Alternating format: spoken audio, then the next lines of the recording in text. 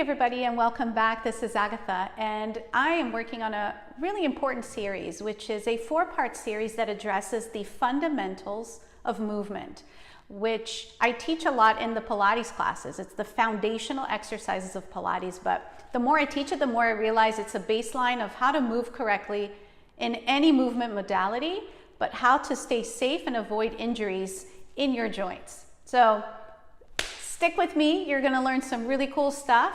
And the 4-part series are divided into part number 1, the basics of breathing. What is the right breathing pattern and how does that then build up into some of the other stabilization work that you're going to do?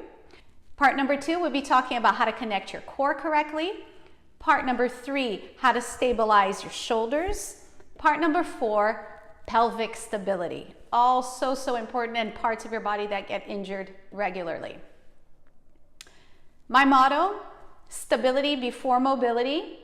And if it's not your motto, it will become your motto after you follow this 4-part series and you start to understand why we need to be connected properly before we can engage in any movement.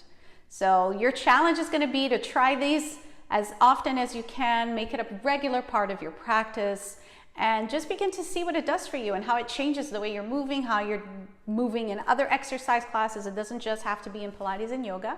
Comment below, let me know. I always love to hear your feedback.